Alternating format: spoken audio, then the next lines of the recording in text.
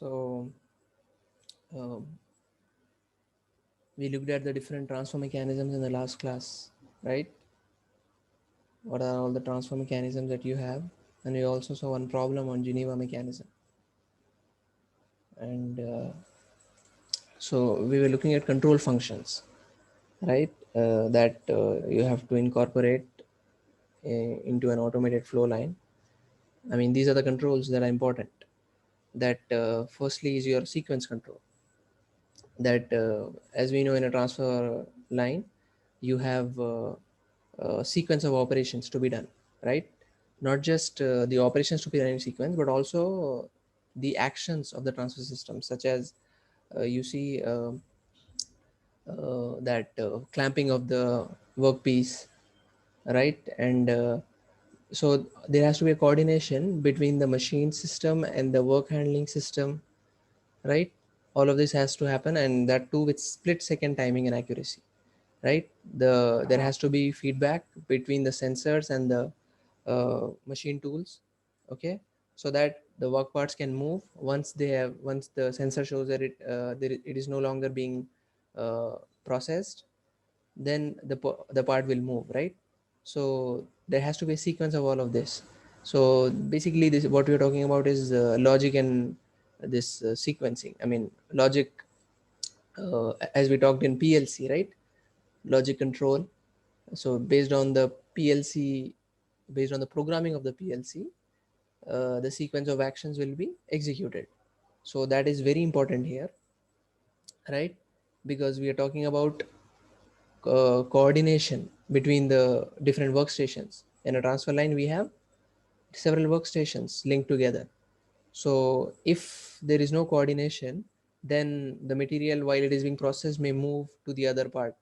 So may move to the other workstation, right? So coordination between all of the equipments like material handling and this machining system, and even within the machine system, such as uh, is it clamped and the coolant is on, etc. So all of that sequence, I'm trying to give you an idea of what the sequence of operations mean. Okay, what is the sequence control that is important, especially in an transfer line.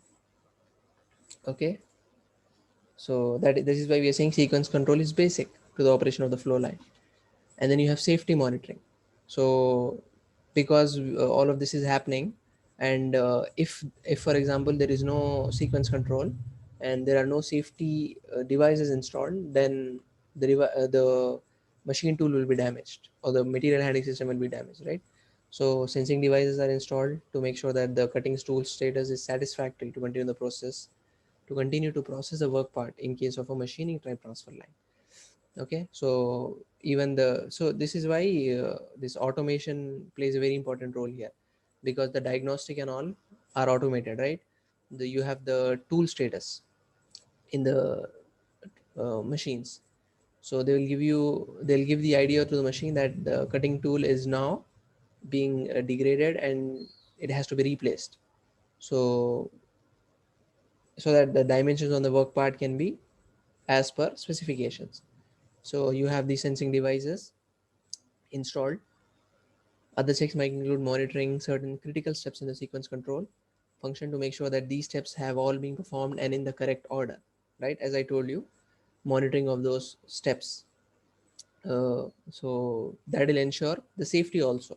Otherwise, we'll lose the costly equipment. Hydraulic or air pressures might also be checked. So that is also another part of your safety monitoring, checking all of that. Okay, so that the operation of automated flow line can continue. And then lastly, your quality monitoring to monitor certain quality attributes of the work part. Purpose is to identify and possibly reject defective work parts and assemblies, right? As you can see here, you have this processing workstation, another processing workstation. So the work parts are moving from one station to the next, and in the last you have this inspection workstation. So that will give a feedback. There's a feedback loop to the different processing workstations, right? So the purpose is to identify and reject if there are defective parts being produced. We can readily do that, right? So these feedback loops will provide the processing tool will make it clear to the processing tool that what is being performed is as per design specifications or not, because this is just performing it, right? This workstation is just performing the instructions, but whether they are performed or not as per the programmed controls will be once we have the work part inspected. So that and inspection devices required to perform quality monitoring are sometimes incorporated into existing processing stations itself. So as I told you, some basic inspections if you want to do, you can incorporate in your processing station itself. Okay, so no need to have a dedicated inspection station. These another way to do it is to install an inspection station into the workstation itself, right, where the processing is happening. So in other cases, separate stations are included, as we can see here at the bottom, right, for the sole purpose of inspecting the work part. So quality monitoring is another aspect, because all of this is happening, right? Each workstation is doing its own job, right, for a specified cycle time, let's say 5 seconds or 6 seconds, right? And we don't know whether they are doing whether this is correct or not. For example, you see in that beverage filling, we saw that some samples were taken, right, out of they decide like randomly we'll collect a sample after every 4 or 5 or 6 bottles, or maybe 10 bottles, depends on the speed of the line. So you will collect some samples so that we can know what is being performed on all these stations are as per specifications or not, whether do we have defect, and if there is a defect, where has it arisen, so it can be diagnosed readily and corrected, right, so that we don't have much defective parts. So this is very important. Quality monitoring is important in an automated flow line, because you are having mass production here, isn't it? So you'll have a big loss if you don't monitor the quality of the work parts being produced. So I hope I'm clear, right? Doubts regarding the control functions in the transfer system?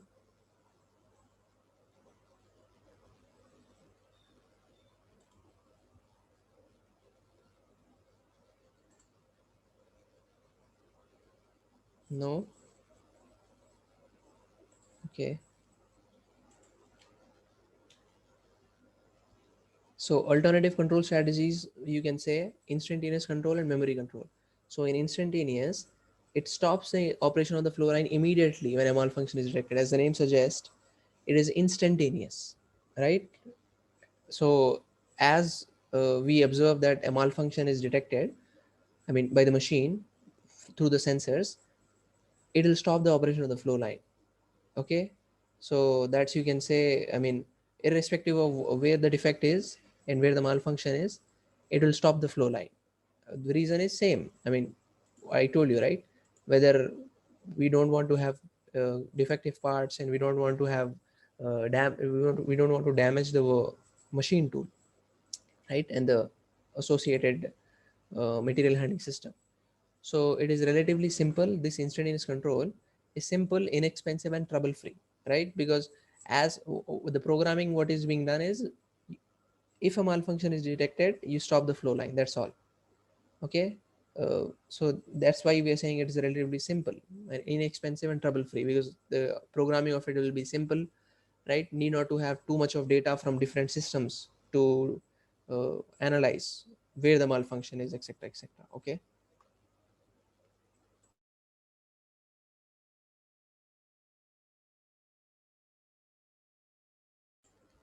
And diagnostic features are often added to the system to aid in identifying the location and cause of the trouble to the operator, so that repairs can be quickly made. So if there are features installed, like if you have installed sensors to detect where it is done, I mean where the malfunction is happening, then even it will help the operator, right? If you've installed it, then it will identify the location and cause of the trouble, so that the operator can go there and rectify that, right? However, stopping the machine results in loss of production from the entire line, and this is the system's biggest drawback.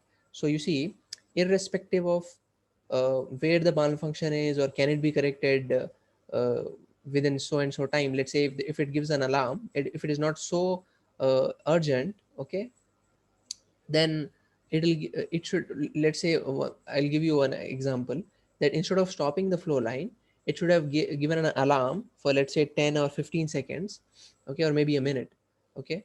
And within that time span, the operator could go to that machine wherever the malfunction is, because we are because of the diagnostic features, we're able to pinpoint, right, that where the problem is in the flow line. So the operator will go there and it will rectify that, so that we don't have the stopping of the production line, okay. This could have been done, right? But what we are doing here in instantaneous control is we're just stopping the flow line, right? And the operator has to go there, it has to rectify that, and then only the line will start. So this is why we are saying it results in loss of production from the entire line, and that's the system's biggest drawback. So you will have non-productive time, isn't it? So idle time of the machines counts as non-productive time. The machine has stopped. I mean, all of the machines, all of the workstations on the transfer line have stopped, so that you no longer have products being produced. So that will cost you as idle time, right? So that's one type of control. Other is your memory control. So in contrast to instantaneous control, this memory system is designed to keep the machine operating. Right? How it works to control quality and or protect the machine by preventing subsequent stations from processing the particular work part, and by segregating the part as defective at the end of the line. So what will happen is, as and when the workstation has uh, observed that the quality of the work part is not good, okay, it will I told you, right, that one inspection system could be installed, right, integrated into that workstation itself, into the processing workstation, that will tell, that will let the, what do you call, workstation know that the part which was produced was defective, okay. So we don't send it to the other workstation, like for example here, or maybe I'll take a different example.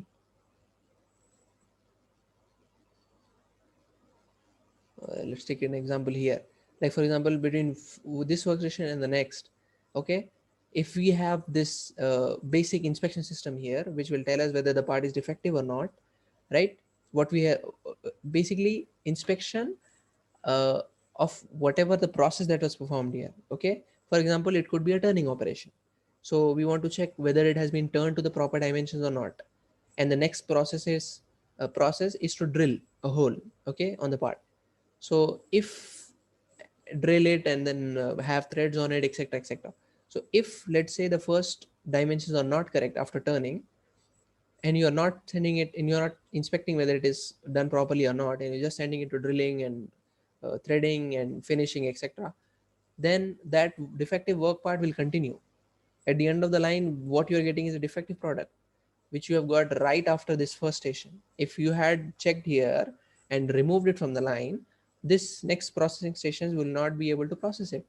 So all these automation, all these workstations are getting is only working parts, functional parts, right? And how do you ensure that? You install some basic inspection system to let us know whether there are defective parts or not, right? So that is what memory control does, okay. So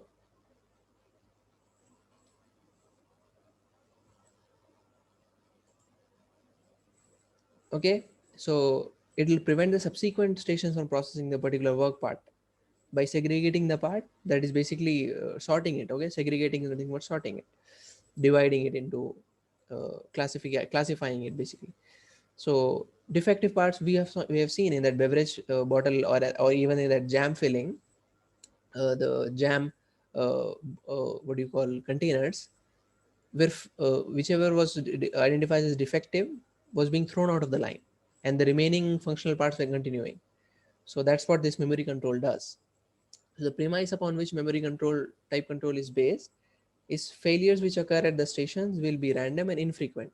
So we are only looking at this in the context that in the premise that we are relying on in memory control is that the failures which are happening are random and infrequent, okay. So it is not because of the error in the machine, it is because of some random error, okay. So it is not because machine itself has got some error, or some other equipment in the machine, okay, some device in the machine is at fault, okay, they are random, and this is part of the process, right? You have random errors, but it's not like 5 or 4 out of the 10 produced are random. That cannot be counted as random.